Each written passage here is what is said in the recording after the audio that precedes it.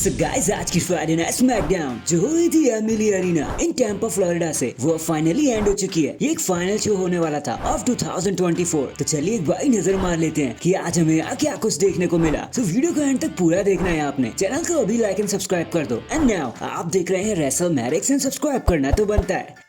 तो शो की धमाकेदार स्टार्टिंग होती है the general manager Nick Aldis से, जो कहते हैं कि देखो भाई केविन, तुम चैंपियन नहीं हो, वो कोडी रोड्स चैंपियन है, और जो ईगल चैंपियनशिप तुम्हारे पास है ना, वो तुम्हारी नहीं है, तुमने चुरा ली है। तो बस यार, वो एक गिफ्ट था कोडी रोड्स के लिए, तो प्लीज यार नाइट खत्म होने से पहले वो चैंपियनशिप हमें सबमिट कर दो, वापस दे दो, वरना तुम्हें बहुत प्रॉब्लम फेस करनी पड़ सकती है। देन हमें बियांका ब्लेयर, नाओमी, बेली देखने को मिलते हैं, जहाँ वो कहते हैं कि यार ठीक है, हमने लास्ट वीक विक्ट्री ले ली, हमें टाइटल जीत लिया, हमारे टाइटल के साथ एक न्यू पार्टनर भी आ गया, लेकिन हम ये नहीं भूलें कि हमारे जेड कारगिल के साथ क्या हुआ है, अभी भी उसका पता लगाना बाकी है। देन हमें Tiffany Staten, Nia Jax and कैंडिस लेरे भी देखने को मिलती है, जहाँ नाया कहते हैं कि भाई देख, हमने तो जेड कारगिल को मारा नहीं और ना हाथ लगाया। टिफनी स्टैटन की भी बस की नहीं है कि वो जेड को मार दे। असल में बात तो ये है कि जब से जेड आई है ना, वो तुझसे ज्यादा स्ट्रॉन्ग लग रही है बियांका, एंड तुझे ये बात बर्दाश्त नहीं हो रही। सही कह रही है ना मैं, और टाइटल छोड़ना भी ना पड़े, इसलिए तूने नाओमी को अपने साथ ज्वाइन करवा लिया। तो सबको उंगली करना छोड़ दे बियांका, ये सब तूने ही किया है। फिर हमें नाइट का सबसे पहला मैच देखने को मिलता है, वो होता है 6 women tag team match between Bianca, Naomi and Bayley versus Candice LeRae, Nia Jacques and Tiffany Staten. बताने को यहाँ कुछ भी नहीं था, एक एक्स्ट्रा ऑर्डिनरी फैशन में बड़ी आसानी से टीम बियांका को विक्ट्री मिल जाती है। नेक्स्ट हमें Sami Zayn with Nick Aldis देखने को मिलते हैं। सैमी ज़ेन कहते हैं यार हमें बात करनी चाहिए, क्योंकि मुझे एक चीज समझ नहीं आ रही, मुझे रॉ पर होना चाहिए लेकिन मैं यहाँ पर खड़ा हूँ, ब्लड लाइन को स्मैक डाउन पर होना चाहिए लेकिन वो रॉ पर आ रहे हैं, ये उल्टा सीधी हरकतें क्यों होती जा रही हैं। तभी कार्मेलो वहाँ पे आते हैं और सैमी कहते हैं कि भाई देख, जब दो बड़े बात कर रहे हो तो बीच में नहीं बोलते, इतना नहीं जानता क्या तू।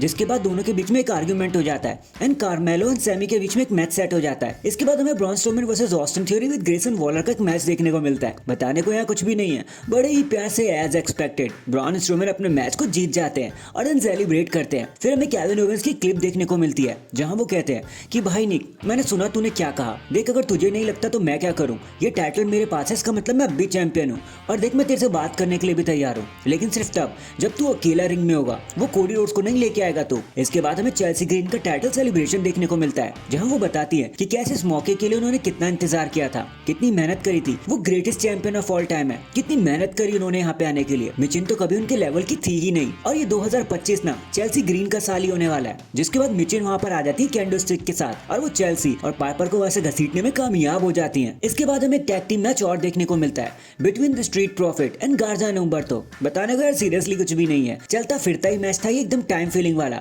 जहाँ पर Street Profit as expected match को जीत भी जाते हैं। फिर कुछ unnecessary time filling backstage movement के बाद हमें Sami Zayn versus Carmelo Hayes के बीच में एक सिंगल्स मैच देखने को मिलता है। एंड इससे पहले कि ये मैच अपने किसी भी रिजल्ट के पास जाता कि तभी ब्लड लाइन आकर इन पर अटैक करने की कोशिश करते हैं। मैच नो कॉन्टेस्ट की कंडीशन में एंड हो जाता है, लेकिन इससे पहले कि ब्लड लाइन ज्यादा डैमेज कर पाती, ब्रॉन स्ट्रोमैन वहां पर आ जाते सैमी की हेल्प करने के लिए, जहां उनका सामना द वुल्फ जेकब फातू से भी होता है। लेकिन तभी ब्लाइंड साइड अटैक करके ब्लड लाइन ब्रॉन स्ट्रोमैन को भी न्यूट्रलाइज कर देती है और देन फिंगर रेस करती है कि फाइनल स्मैकडाउन में हम ही है सबसे बड़ी ब्लड लाइन। एंड फाइनली ये सारी चीजें लीड करती है हमें हमारे मेन इवेंट की तरफ, जहाँ निक एल्डिस केविन ओवेंस के साथ खड़े होते हैं, वो एक दूसरे को घूर रहे होते हैं, जहाँ पर निक कहते हैं कि केविन चल एक सही चीज कर दे, ये चैंपियनशिप तूने चोरी करी है ना, वापस कर दे, ये तेरी नहीं है, ये बस एक गिफ्ट था कोडी के लिए, हमें सबमिट कर दे, यही सही होगा। जिसके बाद केविन कहते हैं कि अगर ये सही है तो इससे घटिया आइडिया कुछ हो ही नहीं सकता, ये मेरी है, एंड अगर फिर भी ये तुम्हें चाहिए ना तो मेरा रीमैच दे दो और मुझे कोई दिक्कत नहीं है, जहाँ रेफरी मेरी टाइटल चोरी ना कर पाए। तो निक कहते हैं